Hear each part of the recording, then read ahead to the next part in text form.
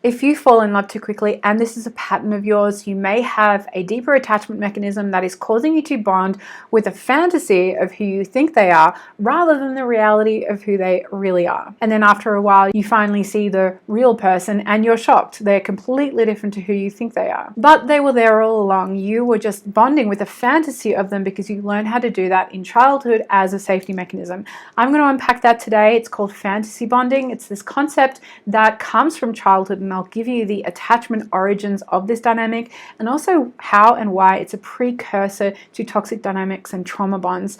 Then we'll look at self-abandonment and where the self-abandonment piece comes into play, and this concept of a ghost partner that keeps this pattern going. And make sure you stick around to the end because I'm going to share with you how to stop rushing so that you can go slow, so that you can actually assess whether this person is healthy and compatible for you rather than rushing. And if you're new to this channel, welcome. My name is Amy and I help women who are stuck in patterns of self-abandonment that keep attracting them toxic relationships to heal their trauma and learn the discipline of self-love so they can embody their real, true, authentic self in relationship. And if you'd like more content on that topic, please click the subscribe button, hit the bell notification so you get notified when I post new lessons every week. Before we begin, I want to let you know that Heal Your Heart School is open for enrollment, so if you'd like to know more about how to apply for that, stick around till the end. So if falling in love really quickly is a pattern for you, I just want to acknowledge the fact that there is a healthy amount of fantasy, a healthy amount of whimsy and fun and flirtiness that can happen when we meet someone new that we really like. That wishful, hopeful thinking, positive projection, that rose-tinted glasses, it can be really fun, flirty and exciting. There's actually nothing really particularly wrong with that, and some people argue that we need to have positive projection in order to securely and healthily bond with a person. But the kind of rushing in that I'm talking about today is this fog of infatuation that actually creates an unhealthy level of positive projection that actually stops us from seeing significant red flags and actually gets us stuck in unhealthy and toxic relationships. So let's acknowledge the fact that dating can be super difficult. It can create performance anxiety because there is a potential of rejection there, or having to reject someone. It can be really uncomfortable and unpleasant. And there's a part of us that would just prefer to have an instant relationship, right? To get out of that uncomfortable feeling and just allow ourselves to project onto a fantasy that this guy is the one and we want to kind of go for it. But look, you can't eat the fruit the same day you plant the seed, right? Dating is about planting seeds, being patient and noticing what grows and really being in it for the long term. And falling in love too quickly obliterates any chance you will have of planting healthy seeds, of healthy discernment, and seeing if this match is compatible for you. So like I said, this becomes a real problem when we attach to a fantasy of someone who is actually showing significant red flags and a lot of unhealthy patterns, and we kind of ignore that. That real person is not compatible at all. They might be emotionally unavailable, they might have a history of unhealthy toxic relationships themselves, and you're just not going to see that real person because you've just already fallen in love with them. So fantasy bonding is what gets in the way of us seeing the real person enough to healthily discern whether they're compatible for us or not. It stops us from being able to set healthy boundaries when we see something that isn't right. It stops us from saying no. It stops us from walking away because our attachment mechanism is already fully latched onto this person. We've attached and bonded with them already, and some of us do it to the extent where we would just do anything to keep this attachment with this person alive. And you might have only had a couple of dates with them, or you might have only been dating them for a couple of months and you've already decided this. But the truth is, it takes 6-12 months to really get to know someone and make that kind of an important decision for you in your life. Now, this kind of fantasy bonding actually overrides your higher cognitive function, where that's your capacity to discern and kind of see that this isn't quite right for you. It's totally overriding that. You actually go into a limbic part of your brain where you're actually attaching to them, and we'll talk about attachment origins in a minute, but rushing in this way causes us to miss important red flags, to miss or ignore behavior that isn't compatible, to minimize it, to make it okay, because that might be a pattern that you have from your past relationships or childhood. And it's like positive projection in override, right? Even though they're doing this thing that is like, oh, this is not quite right, you can see the real person behind them, right? Oh, they're doing that because they love me, or they're doing that because they had it hard in their childhood, and you have too much compassion and too much understanding for them early on, and you're already making excuses for them, and you've put them on a really, really high pedestal of your own creation. You decided to do that because of this mechanism, and they've done very little to earn that pedestal. They might already be doing things that other people would be pulling them off the pedestal straight away, but you yourself are high on the chemicals of bonding. You've got this chemically driven imagination that is keeping this version of them in place in your mind, and you attached to them. So let's look at the attachment origins of why this actually happens, and know that you're actually attaching to what you project onto them, okay? You've created this version of them in your mind. You haven't gathered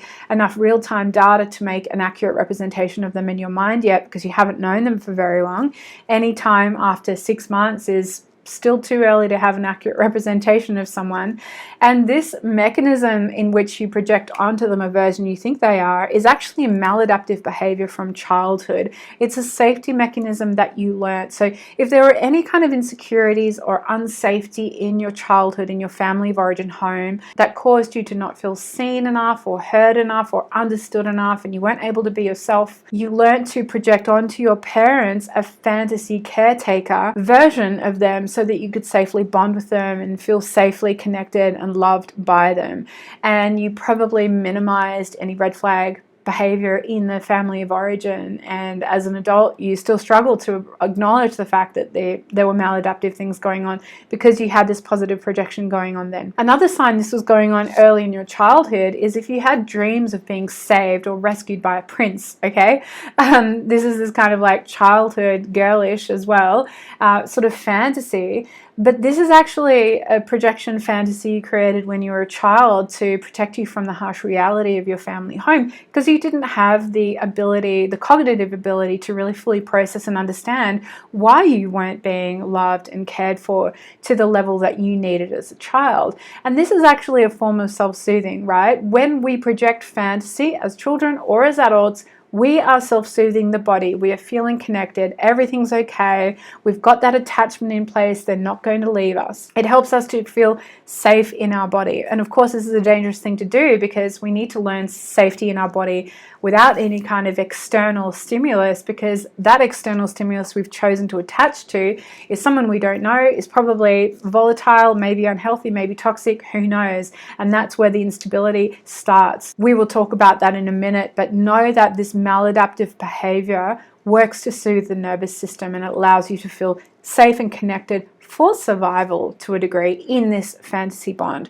All right, so it's like a bit of a cocoon of safety. Now, when we learn to do this in our childhood, if you have any kind of insecure attachment in your adulthood, and 50% of the population do, you've actually carried this fantasy bonding mechanism into your present. It is a part of how you now bond. And like I said, sometimes it's not a harmful thing at all. It can be fun as long as our cognitive ability to discern whether there's compatibility or not there is still functioning. But if you've got a really strong fantasy bonding mechanism going on, you're going limbic and you're actually not using your discernment capabilities enough. The reason this comes out in dating is because dating is inherently vulnerable, and you yourself learnt this mechanism as a child because you were feeling vulnerable in your childhood. So this mechanism appears whenever there's vulnerability. And again, it is a way to soothe ourselves, to protect ourselves from any uncomfortable feelings or any potential rejection from that partner, or potentially painful situation that may arise. And that's why we actually create this projection. Now, this projection is actually often a composite of, you know, all of our exes in the past, and is actually sometimes a composite of our caretakers as well, either actual traits of the caretaker or the ways they made you feel. So this forms this composite type of the person that we attach to. And I'll talk about that in a minute when we unpack our ghost partner. But I just want you to know that if you had a parent who was emotionally withdrawn, either your mother or father, whoever, You might be attracted to emotionally withdrawn people in your adulthood because it makes you feel the same way, like you've got to chase love, like love is scarce. It's just something that you are used to from childhood. It's this familiarity piece that causes you to be attracted to that in your adulthood. And confirmation bias is running when we bond in this way. As soon as we felt that little spark of familiarity that we are used to from our attachment origins and our attachment blueprint, we then start to run positive versions of what's going on around us. We will only see what affirms that this is the right bond, that this is the right person to attach to, and that's what we call confirmation bias, right? So that's why the red flags go whizzing by, and that's why any kind of behavior that doesn't fit into this fantasy that we're seeing of them gets completely lost in the mess because we're really focused on keeping this bond in place. So if you were choosing a career or if you were choosing a house to buy, that's nowhere near as vulnerable as dating, right? And this potential of being rejected. And so you're going to take your time to decide to buy a house or take your time to really decide who to work for, right? You're not going to rush. But when you're in a vulnerable situation like this, rushing happens because we really want to get out of uncomfortable feelings and get to safety, and the fantasy bond allows us to do that. And this is often why you might feel that all areas of your life seem to be going great except for your love life. There's just something about your dating and relationship life that just causes and triggers something in you that makes things really difficult, and that's the reason why you are that vulnerable, and it was created from childhood. And obviously this type of fantasy bonding and rushing in too quickly is really damaging for healthy relationships, right? It's because you're actually connecting to a false version of them. You're never really seeing the real them. You never can have a healthy relationship if you fantasy bond, because the whole idea of healthy relationships is each party is being seen, heard, known, and understood and loved for who they are. And fantasy bonding puts a big barrier between the two of you, and whether one of you or both of you are doing it, neither of you are going to feel fully loved for actually who you are. So if they're a healthy partner that you're bonding to, they're going to feel that something is really off, that they can't be the person that you want them to be. And there's this kind of a box that you're trying to fit them into, and you're trying to fit and change them to match the fantasy that you've created. Because remember, the fantasy is a composite of your past. It has really nothing to do with the present. All you need is enough familiarity to be triggered for the mechanism to be in play. And you actually just want them to be who you see them, right? You might have a narrative around them meeting their potential, right? Or you might be trying to save them from a difficult situation, right?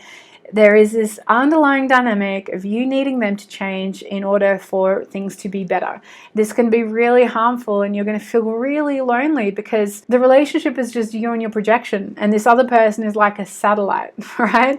It's actually you're taking up most of the space and they're not feeling fully seen, heard, or understood at all. So you can see how this kind of a dynamic can really cause you to only attract unhealthy partners that are willing to play and match that game with you and stick around, because healthy partners just are really not going to feel nourished and loved in this way. Now, this is a form of self-abandonment. This is where, like I said earlier, we need safety to come from our external environment. We haven't learnt internal safety. Our baseline is off of our nervous system. We're constantly needing an attachment partner to make us feel safe. And you might have in the past really struggled to be single and alone because you need that connection with someone. And this is a form of self-abandonment. It's your whole attachment mechanism working to keep you safe, but it's not working to keep you authentic, because you're having to override this authentic part of you to create this fantasy bond and to have this external connection that's needed. And interestingly, what I've seen with all my clients in the past that I've worked with is that the level and the strength of the fantasy bond is in direct correlation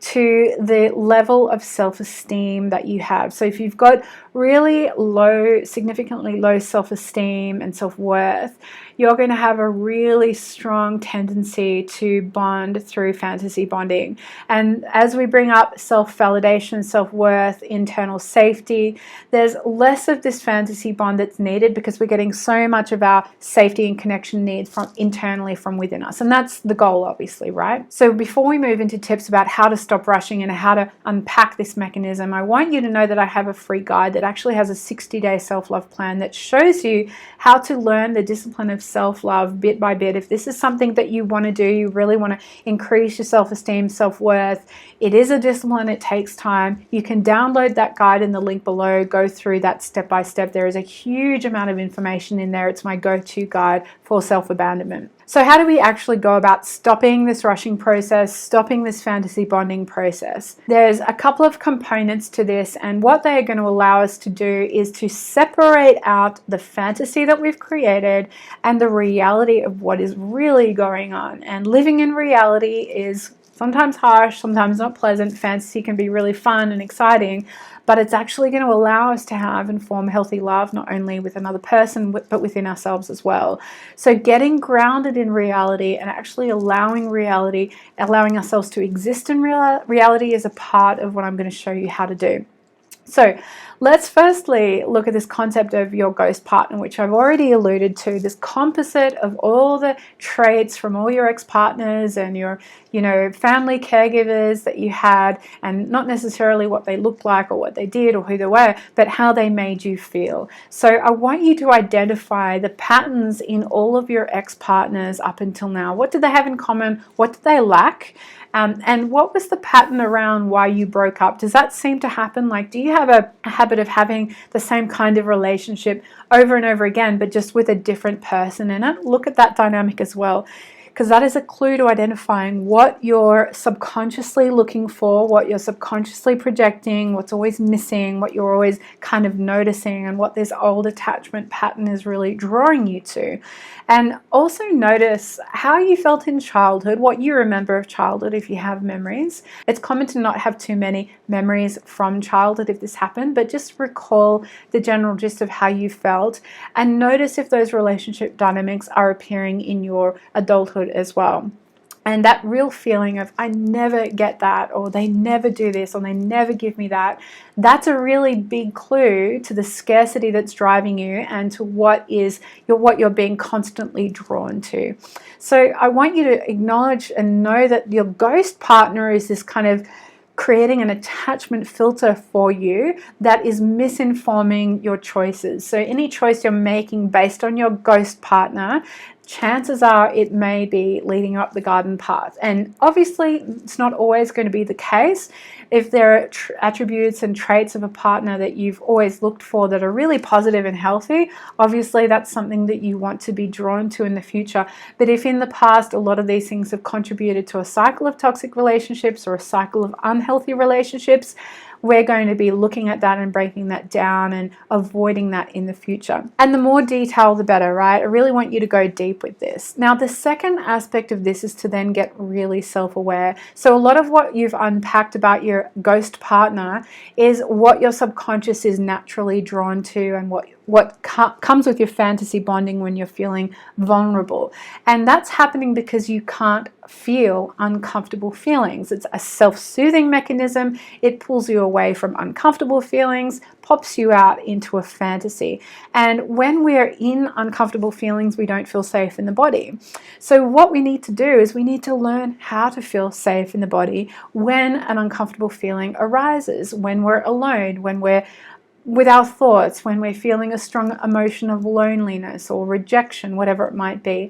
And we need to learn how to expand safety in the body. And we can do that through self-soothing, through breathing, through learning practices and self-love practices that I go through in my guide that allow us to expand our tolerance for uncomfortable emotions, what is called the window of tolerance. And once you learn how to do this on your own, to expand it out, learn how to do it when you're dating, all right? So when you're actually on the date, notice if you can feel safe in your body and not get stuck in stories of who this person might be and what your marriage might look like and how many kids you might have, like all that fantasy chatter. Notice if you can stay in your body and really feel safe there. And you might mitigate this by choosing an activity that allows you to feel safe, right? Like you do an activity together or just go for a walk or, have something to do that keeps you in your body, keeps you feeling and sensing rather than just going straight to your head and being stuck in that fantasy. Obviously, we can't stop this from happening completely. So we need to be self-aware to notice the thoughts and assumptions that we're actually making about the situation and about this potential partner and what feelings are coming up as a result. Because when we make an assumption that this person is the one, we we then have a cascade of chemicals and emotions and feelings that flood our body and attach us to that person. We obviously want to mitigate and avoid that from happening when we don't actually know who they are. So really challenge yourself on those thoughts. Get out of the story, get out of the fantasy and the narrative. And I love this movement of decentering men in particular. Not that I want to make this about gender, but decentering this idea that another person needs to make us feel safe, another person needs to make us feel connected and soothed. This person may or may not be compatible for you. There are many people that you're going to go through and discern to see if this is right, and you are in no rush to go there because at the moment you feel safe and secure in your body. That's a situation we want to feel and encourage and nurture. And really, one of the kind of questions that causes this fantasy bond to kind of occur because we feel vulnerable is, does he like me? What can I do or say to get him to like me?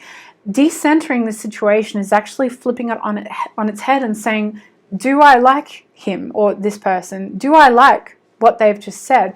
Do I like that they have that habit or that opinion or that part of their life? What does that say about them, and do I like that or do I not? So actually put the power back on yourself and know that you're making a decision about this, and it's not about what you can do to get this person to like you.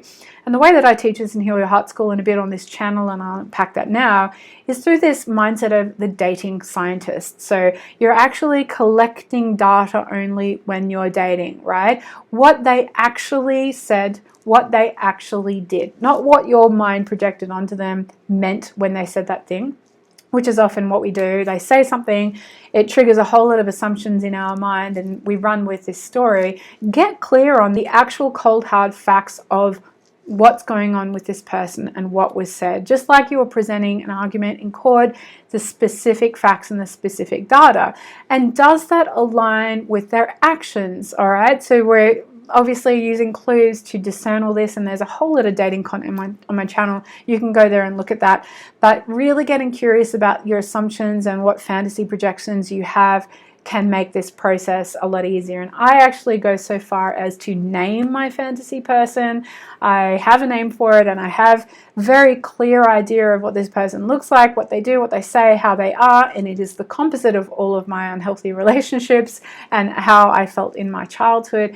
And I'm very clear on when that part of me is projected and when it comes up. So having the self-awareness to separate out the fantasy versus the reality is an intrinsic part of allowing yourself to not attach too quickly, to slow down. And I have a complete video on the exact stages of dating and how to slow down that is really beneficial for you, and I'd like you to watch that next. So do your work, do your self-discipline with self-love, download that guide, go through the steps, allow yourself to start feeling more comfortable, more safe in your body, so that when you're out dating, when you feel vulnerable, you have a stronger capacity and base to deal with those uncomfortable emotions, and you don't get stuck in the process of fantasy bonding and connecting to someone who may potentially, if you stay connected to them, it may potentially turn into a toxic relationship, an unhealthy relationship, because that is really how we bond through trauma. The fantasy projection is the first step to doing that. But if you'd like to know the complete 3-step process to healing in your body so that you can feel comfortable, safe and secure and authentic when you're dating and in your relationship life,